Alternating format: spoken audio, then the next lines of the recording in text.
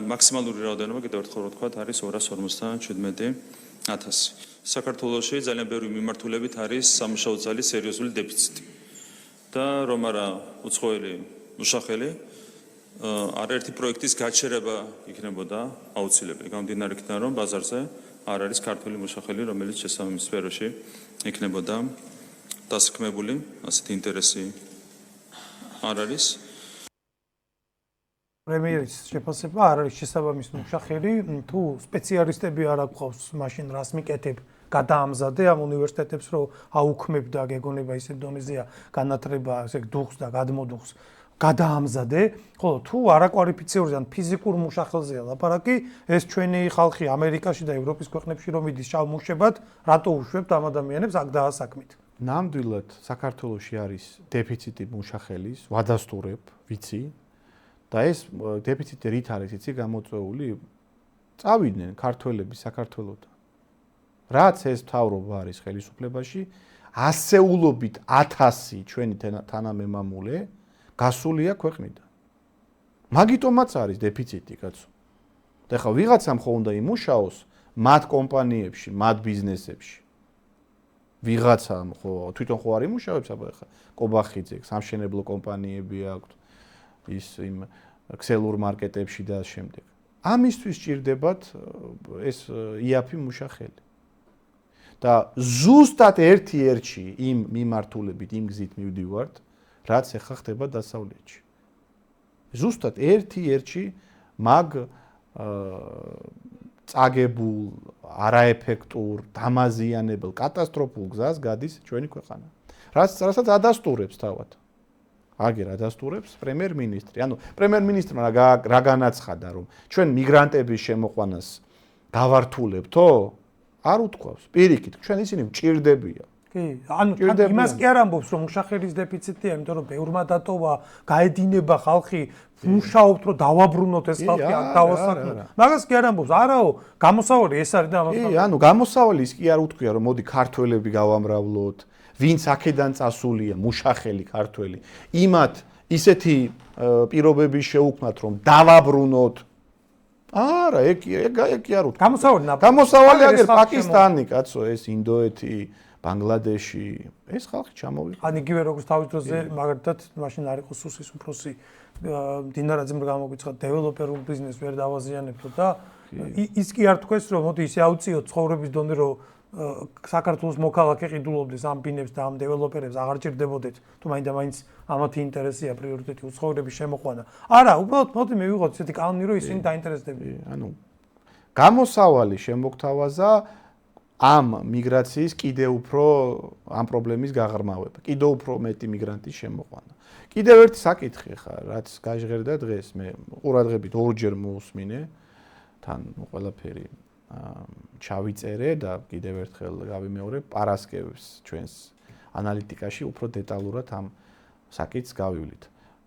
კიდევ ერთი საკითხი იყო ეს არალეგალ მიგრანტებთან დაკავშირებით რა. ანუ თვითონ პრემიერ-მინისტრმა აღიარა და მანამდე თვეების წინ შინაგან საქმეთა მინისტრის მოადგილემაც ილაპარაკა რომ საქართველოში არის დაახლოებით 25,000-30,000 არალეგალი. უყურე, აი, აქაც ჩანს რამდენად მნიშვნელოვანია საზოგადოების და პოლიტიკური ჯგუფების გარკვეული გააქტიურება კონკრეტული თემის, იმიტომ რომ მხოლოდ ამ მითითებით, ზეწოლით, კრიტიკით არ შესაძლებელი რომ რაღაცა ვერბალურად მაინც შეიმჩნიოს პრობლემა. თუ არ გადაჭრის, პრობლემა მაინც აღიაროს. ეგეც უკვე მნიშვნელოვანია, იმიტომ რომ საზოგადოება სამწუხაროდ ძალიან დიდ ნაწილს ძალიან დიდი ნაწილი პასიურია მიმართულებით. მაგრამ როდესაც პარლამენტში პრემიერ-მინისტრს ისმენს, რომელიც ამ თემაზე საუბრობს, ეს პასიური ნაწილიც მერე იწყებს ფიქრს. რაც ჩვენთვის ერთგვარი შანსია, რომ გარკვეული საზოგადოებრივი აზრი, კონსენსუსი შეიქმნას ამ საკითხთან დაკავშირებით და უფრო ეფექტურად მივაწვეთ ხელისუფლებას ამ პრობლემის ირგვლივ. ანუ ხელისუფლება 14 წლის განმავლობაში თუ ამ არალეგალებს ეზიდებოდა აქ. აქამდე სად იყო? ანუ ეხლა შეიმჩნიეს, კაცო, 14 წლის თავზე რომ 25000 ერთი ქალაქი ყავს არალეგალი. ეს უცაბედი შემჩნევა ხო შემთხვევითი არა. ხო, რა თქმა უნდა, ეგეც საზოგადოების და ჩვენი აქტიურობის დამსახურებაა, თორე ჩვენ რო არაფერი არ გვემოქმედა, ქუჩაში რო არ გამოვსულიყავით, 7 დეკემბერი რო არ ყოფილიყო, ამასაც გაატარებდნენ, როგორც წლების განმავლობაში ატარებდნენ, კაცო, ის 25000 ერთბაშად ხო არ შემოსულა. ამ უკანასკნელი წლების განმავლობაში აქ შემოსული დარჩენილი ხალხია. ხო და პასუხიც იყო, რომ აი თურმე შეიქმნა, თურმე არ არსებობდა იმის მიგრაციის დეპარტამენტი, ეხლა თურმე შეიქმნა, თუ არ იტყუებიან, მაგრამ როგორც მინიმუმ ამ რიტორიკიდან ვიგებთ, რომ საჭიროა. ხო, რაღაც დამატებითი კადრები ავიყვანეთ თუ და კანონმდებლობა დავხვეწეთო, ხო და არ ვიცი ეგ რა კანონმდებლობის დახვეწაზეა საუბარი, მაგალითად ჩვენ გვაქვს შეტანილი კანონპროექტი, რომელიც გულისხმობს რეალურად დახვეწას ამ კანონპროექტის. იმ კუთხით, რომ საერთოდ ვერ მოხდნენ ჩვენს ქვეყანაში ისეთი ქვეყნის მოქალაქეები, რომლებსაც აქ არაფერი არ ესაქმებათ და პრობლემის მეტი რომ არაფერი კარგი არ კი, აი მაგალითად პაკისტანელები როგორ ხვდებიან საქართველოში. პაკისტანთან ჩვენ პირდაპირ უვიზო კი არა გვაქვს. პაკისტანთან არის დიპლომატიური ხერხებათეს, მაგრამ პაკისტანელების შემთხვევაში არის თუ პაკისტანელი ფლობს მაგალითად ბაჰრეინის, კატარის, საუდის არაბეთის ამ დიდარი ქვეყნების ვიზას, რომლის მოქმედების ვადაც საზღვრისკვეთის პერიოდში მინიმუმ 1 წელი მაინც თუ არ პირდაპირ შემოდის საქართველოს. რა თქმა უნდა, ანუ ესეც სპეციალურად გააკეთეს. ეს ანუ პირდაპირ რომ ჩვენ უვიზო გაგვეფორმებინა, ან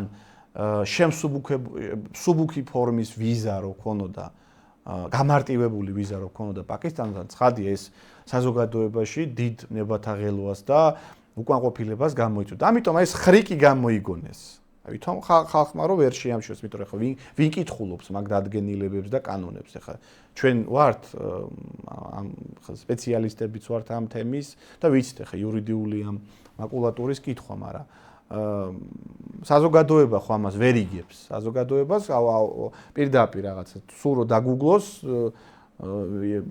წაიკითხავს რომ საქართველოს სავიზო რეჟიმი აქვს პაკისტანთან. ანუ მარტივად ვერ მოხდება პაკისტანის მოქალაქე საქართველოში, მაგრამ სინამდვილეში სად არის ძაღლისთავი დამარხული, რომ არც ჭირდება კაცო პირდაპირ პაკისტანის მოქალაქეს საქართველოს ვიზა.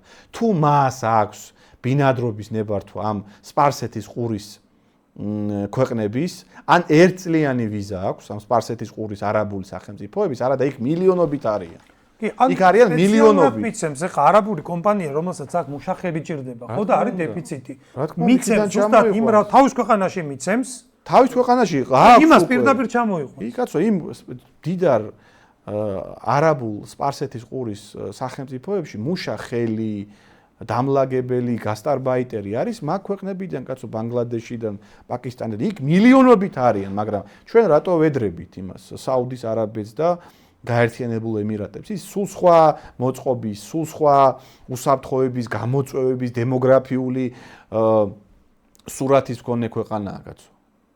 იქ სულ რომ 20% იყოს გაერთიანებულ ემირატებში ადგილობრივი მაცხოვრებელი, იმას არანაირი საფრთხე არ ემუქრება, კაცო. ხვალ რო გადაწყვიტოს იქაურმა მონარქმა ყველა გაყაროს 80% იქ ჩამოსული, ვინ რას ეთქვის გაერთიანებულ ემირატებს, ვინ რა ომს გამოუცხადებს თუ რა.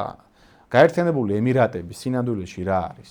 გაერთიანებული ემირატები არის დიდარი სპარსეთის ყურის სახელმწიფოები ხო არიან? საუდის არაბეთი, ყატარი.